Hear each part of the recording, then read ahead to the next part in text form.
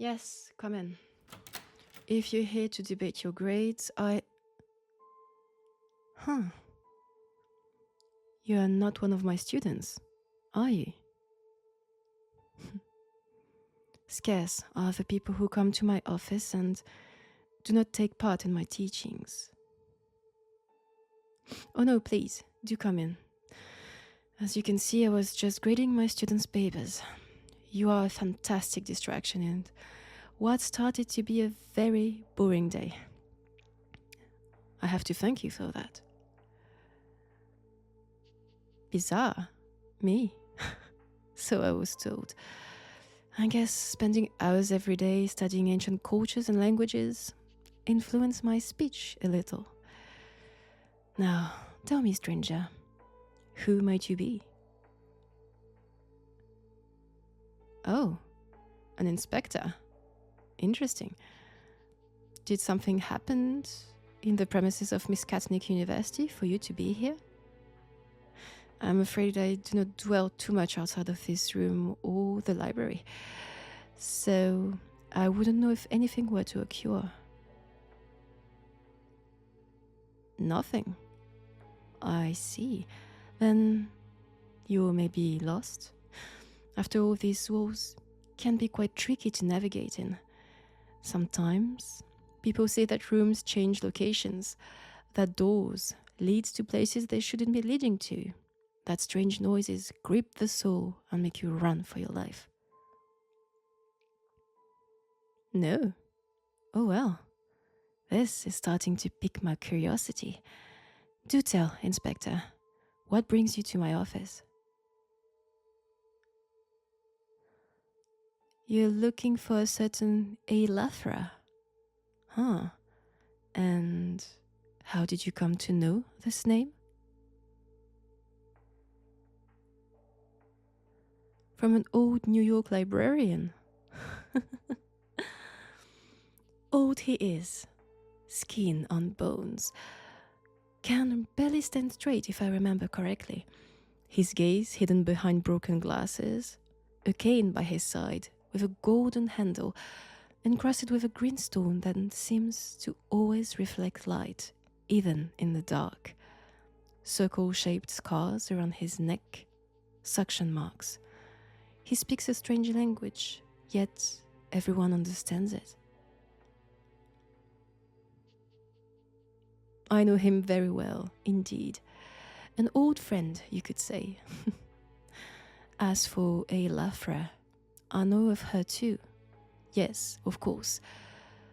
But rarely do people use this name to look for her, to call her. A. Lathra is an old alias.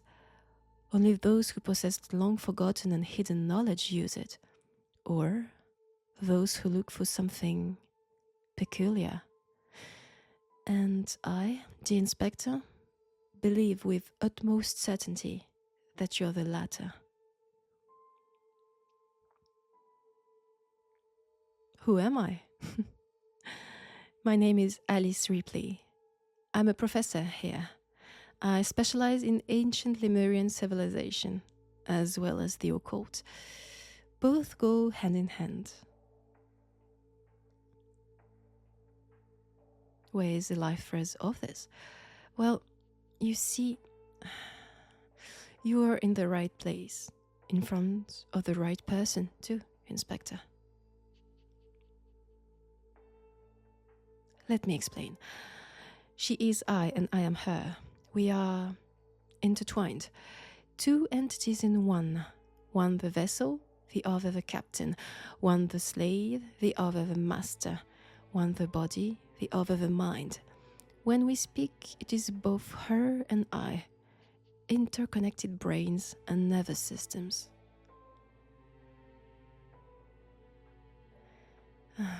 Inspector, by coming to Arkham, you've entered a world very different from your own. This place does not obey the same rules as yours. Here, curious things happen on a daily basis. People disappear for no reason. Books can be as deadly as a weapon, even more so sometimes. Creatures linger in the fog, hungry for flesh and blood. and you can hear chantings in the night. The occult, Inspector, is omnipresent and omnipotent here. I'm sure you felt it when you first set foot in the city.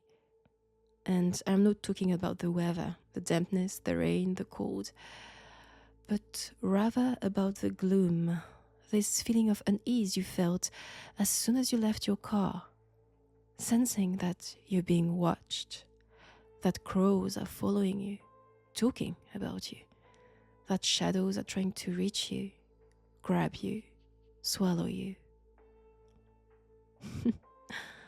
From the look on your face, I can tell that all I am saying is true and really happened.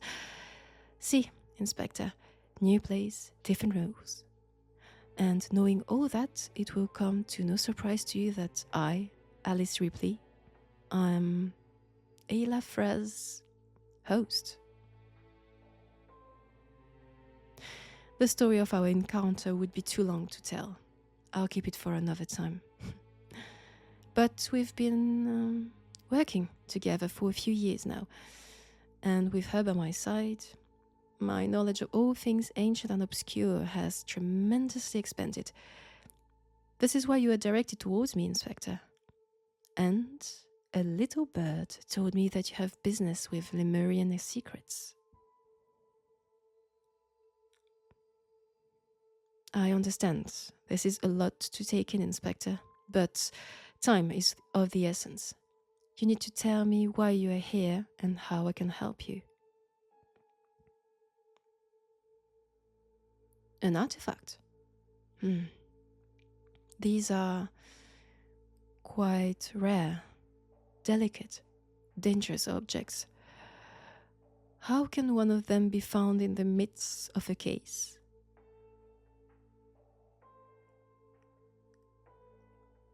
A stolen artifact, occult rituals, and dead bodies. I see now why the old man told you about me, and he did well. If a Lemurian artifact is indeed involved, then I am the one you seek. But, dear Inspector, before going further, a warning is required. I am afraid your case brought you towards shores you have never envisioned before, never seen, never dreamed of, never thought could even exist. Yet, here you are, seeking my help for a situation that escapes your mind, that defies your grasp on reality.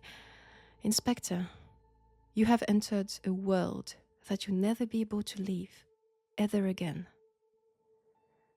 And it's a world that not only will seem foreign to you, but will also leave a mark on your mind, on your brain. You need to accept that. Like so many of us here, madness will creep inside of you, like thousands of insects ready to devour your flesh and bones. And I am afraid that this element will never ever leave. I do not speak in riddles. It is your mind that isn't quite opened yet.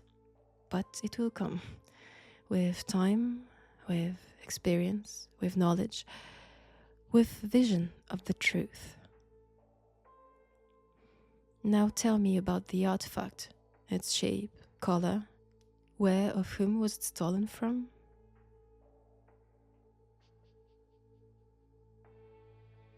An idol. Golden, just like the cane of the old librarian. With a ruby so red it seems filled with blood. I see. Tell me, Inspector, is this the idol you are telling me about?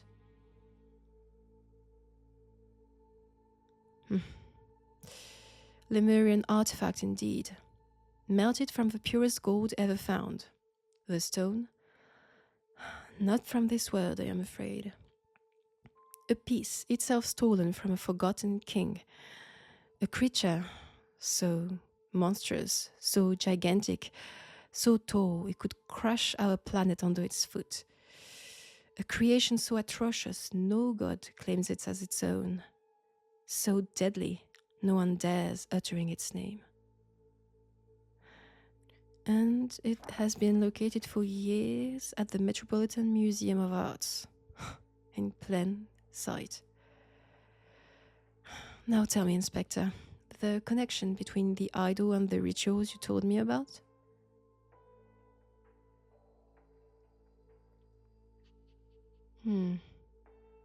Blood, strange markings, symbols, unknown writing, drawings of the idol. What do you make of that? Satanists? Really? I guess the easiest solution always seemed to be the best, the more logical. Yet, I am afraid you are mistaken. You need to open your mind to new possibilities, more fearsome, ugly, deadly, to a madness so terrifying it can make your heart stop, your brain melt. I speak of things I know too well indeed. We saw it all.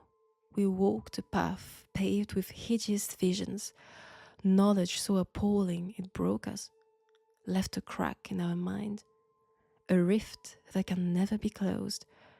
This is the path you are about to undertake. Ready or not, it awaits you.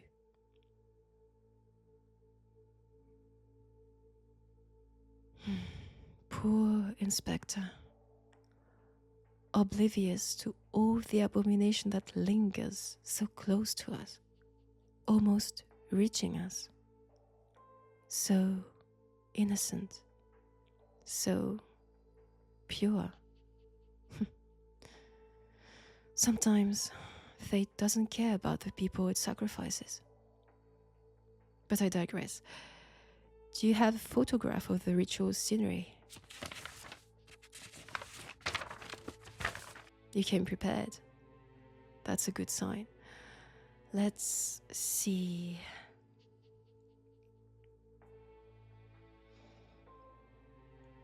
A cult it is, yes, but no Satanists. Those are harmless flies. The one you seek are far more dangerous. Yet they seem innocent, hiding in plain sight. These writings, old Lemurian, and only one cult in this country knows of it. The Harmony Foundation. Rings a bell. I'm sure you've dealt with them in the past. Fraud, tax evasion, brainwashing, all so usual crimes for such a group. Yet they had a more dangerous secret, deeper in their core, the knowledge of the occult, of Lemurian history. And the two mixed together doesn't bode well for our future. How so? With the right knowledge, the right tools, they can very well open a rift between our world and the ancient kings. A rift that not only will wake up one of the most powerful gods that ever existed, but also will unleash hell on earth. A wave of dreadful creatures hungry after starving for centuries. A storm so powerful it could destroy entire cities. You seem afraid, Inspector. Livid. Pale as death itself. Are you becoming aware of the task at hand? How difficult it will be for you to succeed? But fear not, dear Inspector, as you came to the right person to seek help. We've dealt with dangers far greater than these people, far more horrifying, traumatizing. Experiences that we wish upon no other, even our worst enemies. Inspector, the battle you are about to undertake won't end well.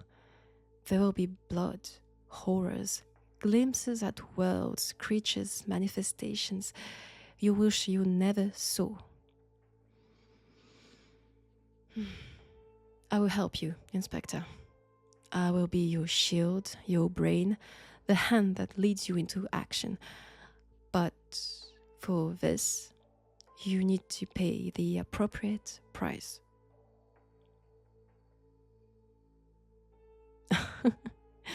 I have no use for dollar bills, coins, credit cards, or cryptocurrency. What I am after is something far greater than any of these. A date. You look surprised, Inspector. We require a date. Dinner in New York, a nice restaurant, a stroll in Central Park. As you can very well imagine, our condition frightens most people. A laugher having the tendency to, let's say, enter others' minds and toy with it, bringing them to the threshold of sanity. We've lost most of our partners that way, and we do miss companionship. Oh, and also tentacles are sometimes involved. Scared? Well, we'll give you another choice then. A date or your soul. See, Inspector, a laugher usually demands a sacrifice, sustenance, and as any ancient god, only souls can nourish her. She used to devour them by the hundreds, the thousands, carrying off entire civilizations for a quick snack. But now that I contain her, she became more docile. A soul now and again is enough to keep her pleased. And I am sure we'll get plenty of those along the way if we work together. So, what do you say, Inspector? The prospect of an evening you'll never ever forget. The forbidden pleasures of the company of an archaeology professor possessed by an ancient deity? Or the sweet, sweet, eternal horror of your soul being consumed very, very slowly?